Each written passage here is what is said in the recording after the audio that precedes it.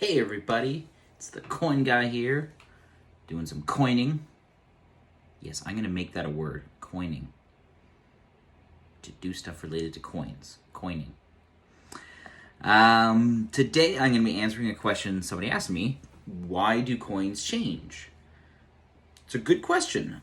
We've used coins for over 3,000 years, and in 3,000 years we have a lot of different coins. If you look at old examples of coins, as I've shown in some other videos, some coins look like dolphins. Some coins look like knives. Some coins look like cowrie shells, or even basically cowrie shells were used. Obviously, this changed at a certain point because people decided to use precious metals. There was a value in that. Now, a big part of why coins change is basically imitation is the best form of flattery. So if you look at during the Roman period, the Roman style of coinage became quite popular. That's why we see what are called barbarian imitations, or simply imitations, where chiefdoms in Gaul, Celtic tribes, and various other groups made coins that were very similar. Same thing if you look in the Sasanian Empire, and on the fringes of the Sasanian Empire, you see Hunnic imitations of Sasanian coinage, where they've taken a Sasanian coin and stamped either one of their tamgas or their symbols on it, or sometimes some writing. And then after that, after the Arab conquest, we see them imitate Roman and Sasanian coinage, at first just by simply adding Jaid or Bismillah, then eventually having the entire Shahada around it, before they started using their own designs. Now this brings into another question. Why, when we look at the medieval period, do we see so many different coins all over the place using Arabic or Persian? You get stuff from India, stuff from Central Asia, obviously Ottoman Empire with Ottoman coinage. A lot of them use Arabic. Well, now we're into the next reason why coins change. Basically, you want your coins to be usable. If you think, if I started minting coins and I used Klingon, guess what? Not many people can read it.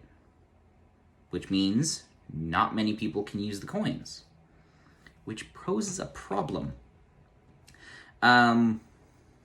Okay, other than Star Trek fans. But you get the point. You also have to think of coins, especially in a pre-modern era, where coins were based a lot on metal weight, not so much like this is $1, this is $2, this is $5. It would be, one silver coin is worth X amount, weight of silver. One copper coin is worth X amount. So you want your coins to be usable, and you want it to be very clear where these coins are coming from.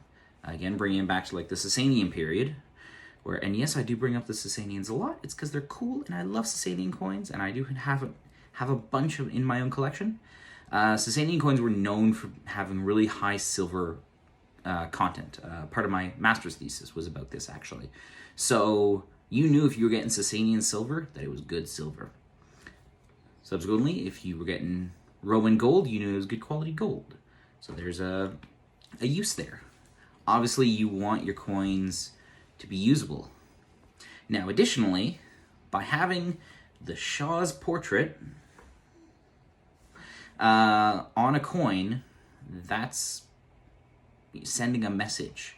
By having the Caesar or the king on the coin, looking all regal and whatnot, you've got a message being sent there.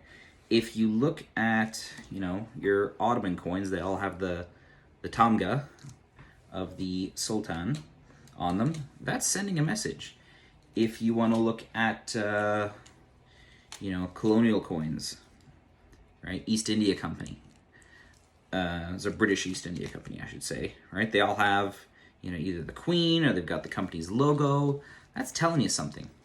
So you want to try and incorporate that into your coinage so that you yourself can, spread your message.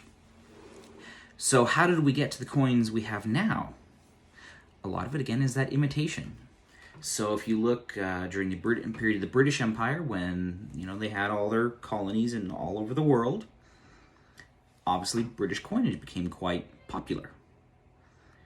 What it meant was a lot of countries basically tried to copy that method and that way of doing things because they knew this style worked. Additionally, during some periods where, again, silver was quite valuable, just became a standard way of, basically presenting your silver. We think of Spanish silver or, American coinage at one point was made with silver, Mexican coinage as well, British and Canadian as well. Like a lot of countries would make their coins with silver. If you look at old Canadian dollars, for example, or American dollars, back when they were coins, they were made with silver. So you want your silver to be usable. If it's just a little circle with a 1 on it, that's not really usable, right? So that's a big thing. Now, an additional good example of imitation, for those who don't know, one of the first countries in the world to put color on their coins was Canada.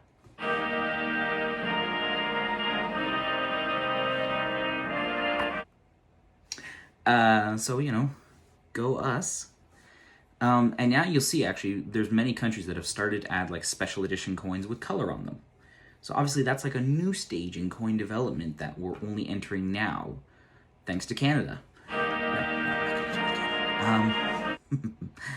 So yeah, that's basically it. Why do coins change?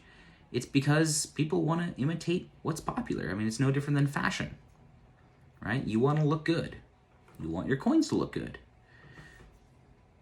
If anybody has any questions about this or they disagree with me, send me a message, comment, like. I am always open to discussions on coins, so I hope to hear from people. See everyone later. Bye-bye for now. Keep coining.